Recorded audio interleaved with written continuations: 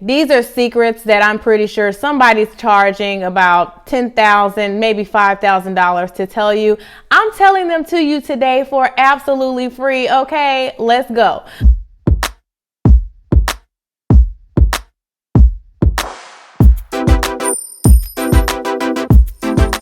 What's up, YouTube? Thank you guys so much for stopping by. I am Shanika Lawrence and I'm coming to you with another video today. I became a super host finally. Woo! Super host status, super host status, super host status, super host status.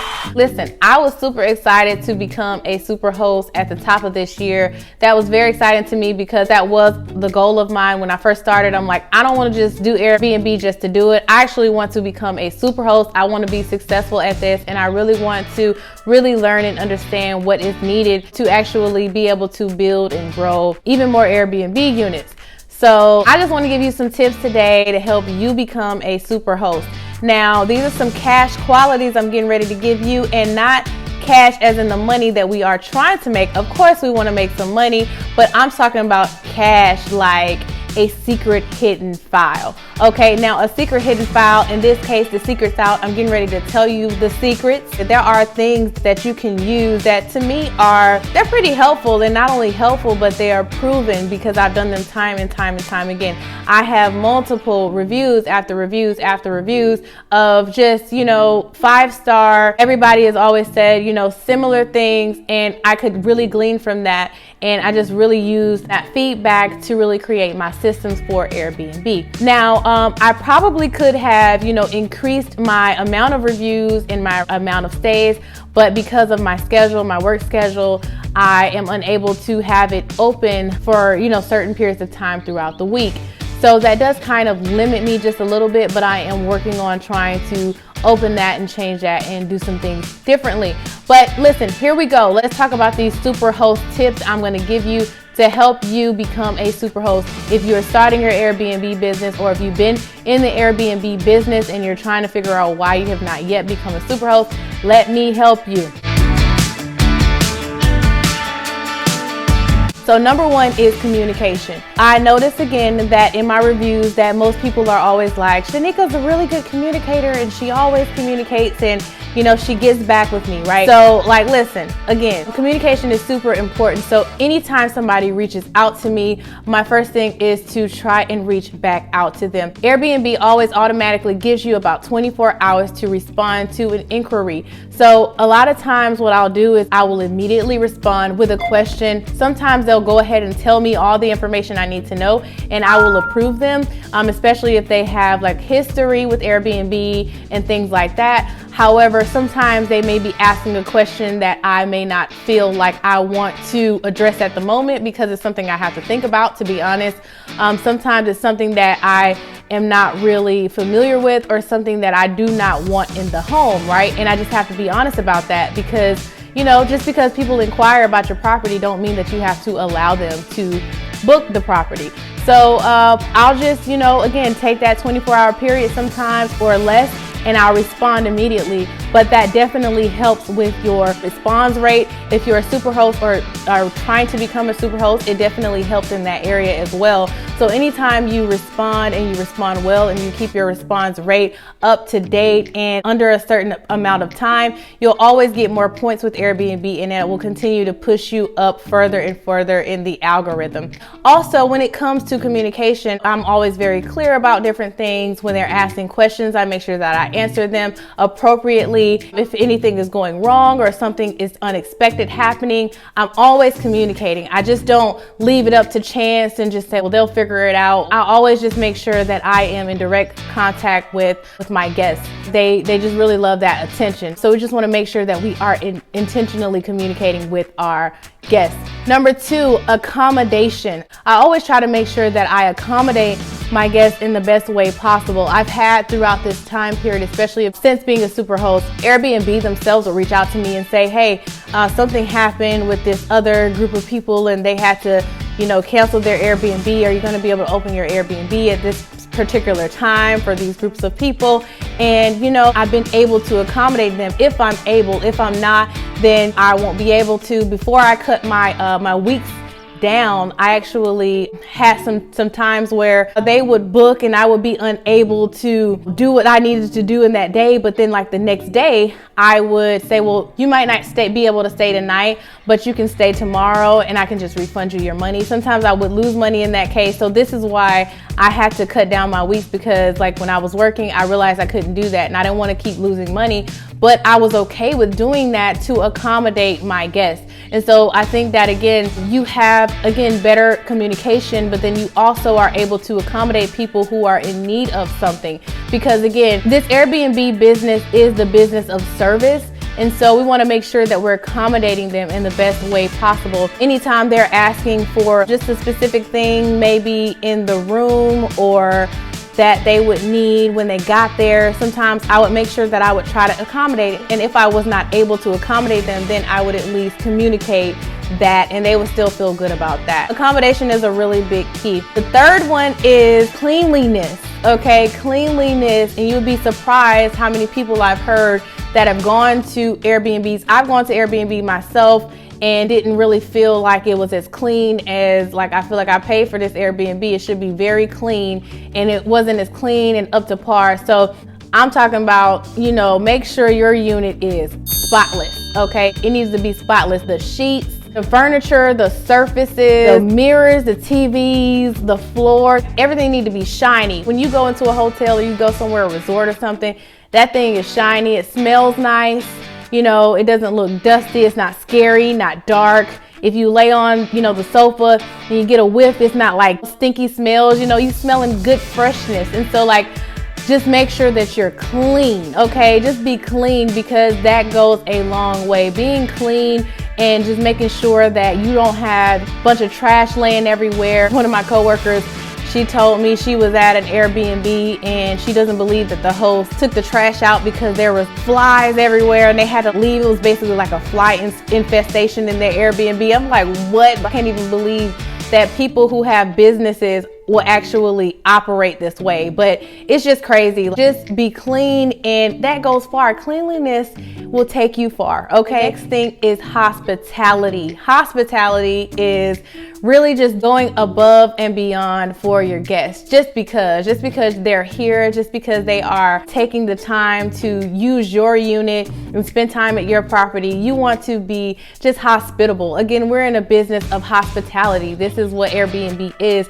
So when they come, they just need to feel like, wow, you did this for me. I would just have like sometimes little bags of snacks, or I'd have waters. I already have a coffee bar at my location, and I think that coffee bar goes a long way. People are always talking about that coffee bar, how great it is. Like, I always have the different types of coffees, the creamers, I have teas and different things like that. It just makes it so much more accessible for, you know, people who drink coffee and who just want that in the morning. I also have heard of people leaving like gift baskets, and sometimes for couples, they'll have wine, you know, wine bottles or things like that if they're celebrating things. So one thing that I always do is ask them, hey, what are you guys coming into town for? Or what are you celebrating? And they'll tell me, and, you know, I have this little board on my wall that I'll just write, you know, happy birthday or happy anniversary or enjoy or something like that. That will, again, just give them that feeling of, oh wow, you know, you just did this for me when you come in, and you're like, you're feeling really special. So I think that hospitality really makes the guests feel special. And again, like, they are gonna leave a good review because you went above and beyond for them. Another way that you can be hospitable is, you know, like, let's say something does go wrong. So recently, my coffee maker that I love and I rave about, it, you know, it wasn't working. And so, you know, they were like, oh my gosh, you know, it's not working. And I'm like, oh no, so sorry to hear about that. We can try to troubleshoot it. We tried to troubleshoot it, didn't work. So, you know, I gave her her monies back for coffees. I was like, well, hey, for the last 2 days, you weren't able to get coffee. So I'm going to give you this, you know, refund of, you know, however amount. This is for your coffees, right?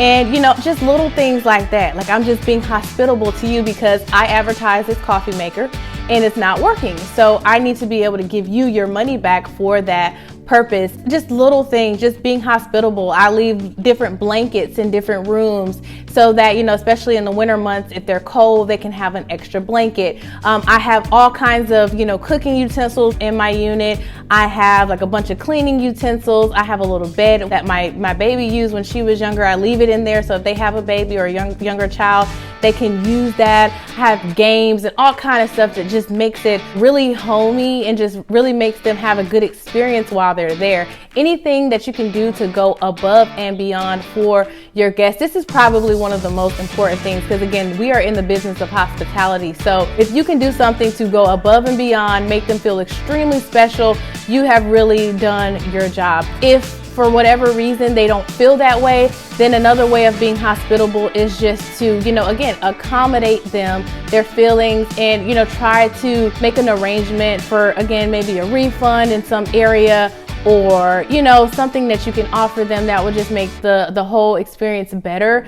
I think that that's all key. And then the last thing is excellence, okay? And excellence is not just a word of just saying, yeah, you're excellent, or I'm excellent because I'm doing this great thing. No, excellence is about your character. Excellence goes down to your integrity level.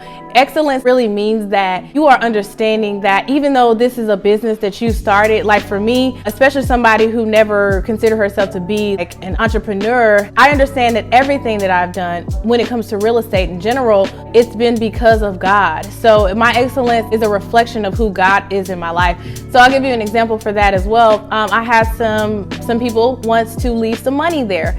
And you know, most people, come on, let's be honest, somebody leaves some money at your spot, you're like, oh, I'm keeping this. You know what I'm saying? Especially when they didn't say anything about it, they didn't ask about it. I've had people to leave different things, not just money, just property, you know, just like little items or things like that. And I think a part of being excellent is reaching out to them and saying, hey, you left this money, you left this or that. I've had to meet people before. Nobody's ever reached out to me and said, hey, did I leave something here? I had to reach out to them. So I think that that's just a part of being excellent, just going, again, above and beyond, being honest with, you know, yourself, because I believe that, you know, when you're doing the right things and you're full of integrity and character, then God sees that and he will bless that even more. And if I try to keep this money, you know, it's just not going to be good for business. No, I might have to pay for this later on. So let me go ahead and do the right thing now. And that's about, you know, just doing what it takes just to be excellent. What if you get like a bad review or something like that? Well, I'll give you an example. I got this bad review this one time and I thought it was like really weird because, again, it was like so off. I'm like, I know my property don't look like that. I know it don't look that bad. Come on now, really? And I just like noticed it, and I was thinking about it that night because I was at work, and then I was like, you know what? I don't think she reviewed the right property. So what I did before I even thought about that, though, I responded back to her, but I didn't respond to say, well, I'm sorry you felt that way. It was a nice property. You should just be happy that, you know, I wasn't even coming off like that. I was like, oh my gosh, I'm so sorry to hear that. I'm sorry that you had that experience. I wish you would have told me. I would have been able to accommodate you with something that you needed. I really appreciate your feedback, though. I will be sure to make sure that we do better next time. You know, something really nice, right? But then I was still thinking about it that night, and I was like, you know what? I don't think she reviewed the right property. So I reached out to the girl and I was like, hey, you know, I was like, hey, I noticed that you said this about the property. And I was like, you know, did you review the right property? And then I reached out to her, and then I reached out to Airbnb itself, and I was like, hey, I don't think she reviewed the right property because she said these things and it just doesn't match with my property and what she was saying. And, you know, they were like, okay, you know, we're going to work on it. So then she reached back out to me and was like, oh, no, I didn't. I'm so sorry. I meant to review a whole nother property, the property that I left before I came to yours. And she was like, I love yours. How can I fix this for you? And eventually, like she did, I showed Airbnb her message. They talked to her. They cleared the whole review. You know, it's gone now. But had I reacted in a way of like pride or arrogance or like, you know, girl, who you think you talking to? Like, this property is bad. It was clean. I don't know what. If I came at it like that, she would not have been willing to fix the problem for me. Like, she was like, what can I do to help you? She was willing to do that for me because of my response. My response was of respect. It was of integrity, of good character. And, you know, I think that it goes a long way when we just are, you know, slow to speak and quick to hear, quick to listen to what God is saying, and just to give it time and to allow some things to not rub us the wrong ways, but respond appropriately in the business. Because again, if I had responded the wrong way, she probably would not have been willing to help me. But because I did, you know, and because it was just, again, false, it was a false review, they were able to fix it and it came off. So listen, being excellent, you know, first starts with just being full of integrity and, you know, walking in an upright manner. And so listen, these are the catch qualities, guys, of becoming a super host, and you can, you know, you can do it, guys. If you have any other questions, I just have a lot of, you know, experience now at this point, a lot more experience, and I'm willing to help. I know a lot of people, again, are charging for these courses for Airbnb, but you know, I just believe that, you know, if I help others in this way, that, you know, the help that I need, especially when I started. Like when I started, I was getting some free help from actually complete strangers, like people that I didn't even know. There was a girl that worked with me. We just met each other and she was just so willing to help me. We're still friends today. We still like help each other in our respective businesses and just, you know, throwing back ideas and things like that. Love having friends and people like that around me. So I understand that, you know, it's not always about trying to, you know, do things to make money. Sometimes it's just about adding value. So I'm giving y'all value today. I hope that you enjoy it. I hope that you love it. Catch qualities, guys. Listen, communication, accommodation, cleanliness, hospitality, and excellence. All of these things bundled up in one together. We're going to be super host, okay? Super host status, super host status. All right, guys, I hope you enjoyed that. Love you so much, and I'll see you next time in the next video. Bye.